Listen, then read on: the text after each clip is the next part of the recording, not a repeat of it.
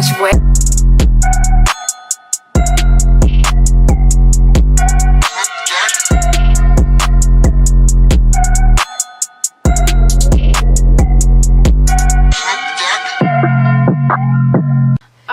the reunion tour, Ty Tribbett? Huh? He's already on the tour. No, I'm going back to like the experience. Oh, Ty Tribbett, the way that I got my whole childhood, like it was top tier.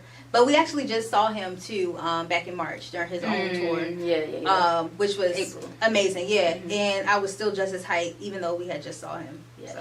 But my favorite moment of Ty Tribbett, seeing his reunion with GA. Yep.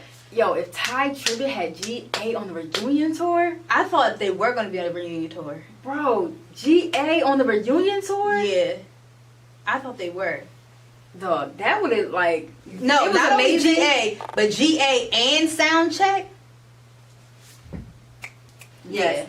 GA and Soundcheck and Ty Tribbett on the reunion tour would have taken the reunion tour to a whole another level. Yeah. It would have taken, like, granted, it was amazing with who Ty had with him. His songs right now are great. Yeah. They're amazing. But, like, it's just, like, GA, like that choir sound. Choiry, but still jumping around. Right. School uniforms. Bro, why was that a trend in the church? Kingdom University? Everybody was a part of Kingdom University. Everybody was a part of Kingdom University. Growing up. Yo, I came across this meme, and it's so true. Somebody had text in the chat. All right, what we singing? They sent the songs. Okay, what's the attire? Reply. Ty Tribbett attire. And it's like everybody just knows what that means, right? We gonna wear like the blazers, the ties, the burgundy. It has to be. It's like particular color. It's the burgundy blazers. Yeah. Or sweater. Choose one which you like. Men, y'all can wear a tie underneath. Women, y'all can wear the high socks. Yep. Make sure you're wearing the saddle shoes. Book bags, like if you'd like. But that's just what it was. We have so many pictures of us singing in Ty Tribbett attire. Right. So it was a movement. It was a movement. Ty Tribbett and GA reunion tour was a movement. Part 2.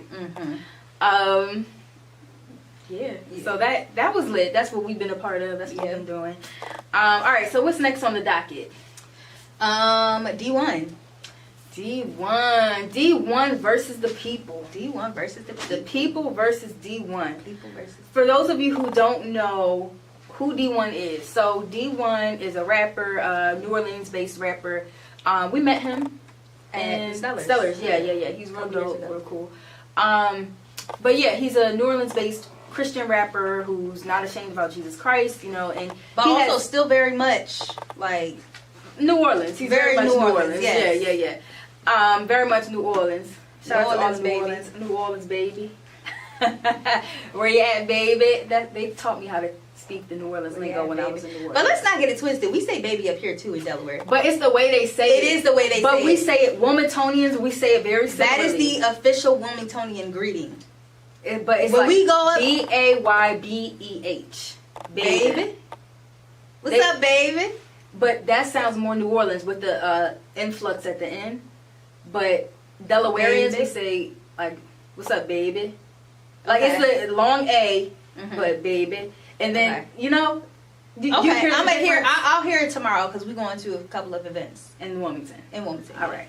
But anyway, Dee-1, New Orleans Christian rapper. He has basically been challenging the hip hop people. Man. He had the hip hop moguls in a headlock, and they feathers is ruffled. Who has he been challenging? He challenged Rick Ross, Meek Mill, Jim Jones, a couple of people, and they've been responding. So first, we're going to listen to Dee-1's the initial response or Dee-1's statement. Yes, the initial statement. Okay. Jones, you could do better, brother. I love you too much. I love you too much to not be honest with you. Rick Ross, you could do better, brother. Meek Mill, you could do better, brother. I love you too much not to be honest with you.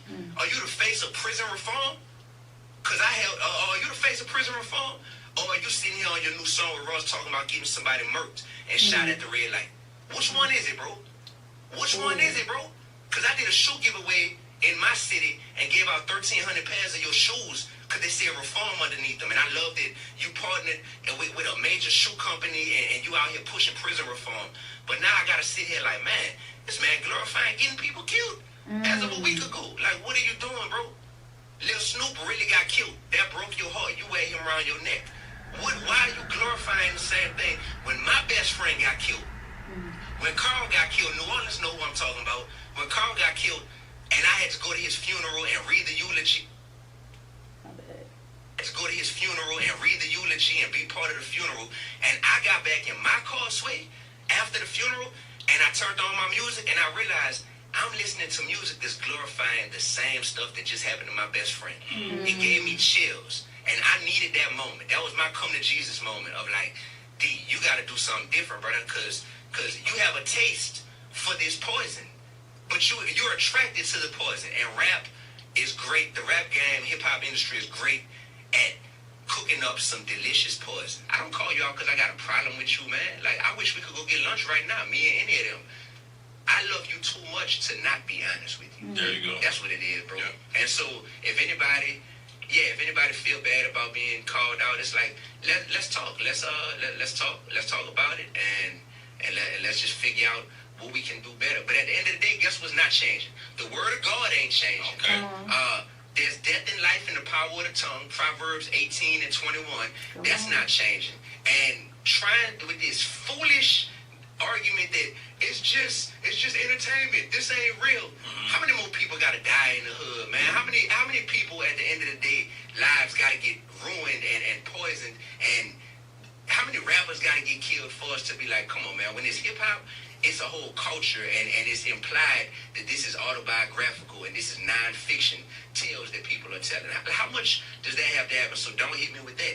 People just don't want to confront the reality of this stuff. So that was the interview that he did on Sway. He had an interview with Sway. Okay. So what were your thoughts? He ain't lying. Yeah. He's not lying at all. No, I can just come closer. Okay. He's not lying at all. I think that he has some valid points, especially with the fact that Meek Mills has positioned himself as a voice of prison reform. Like, he's been on CNN, he's been on various talk shows, he's made public statements, and he himself is a product of prison reform, right? He had Robert Kraft and I'm blanking on the owner of Fanatics, Michael Rubin. Robert Kraft and Michael Rubin became his advocates in making sure that he got out of jail, right, because of prison reform. So he's a product of it, and he became a voice for it. And the fact that he's kind of, when you're contradicting yourself, it's like you're going back on your word, right? Yeah. You're going back on the fact that, like, I am this public figure for prison reform. So it's like, yo, choosy this day, like, what you gonna do? So I am 100% aligned, and that's not to knock nobody. Like, I love Meek, I love his artistry, but D-1 has some valid points. I don't know if you can call, like, the killing and murder of people, like, that's not artistry to me. Wait.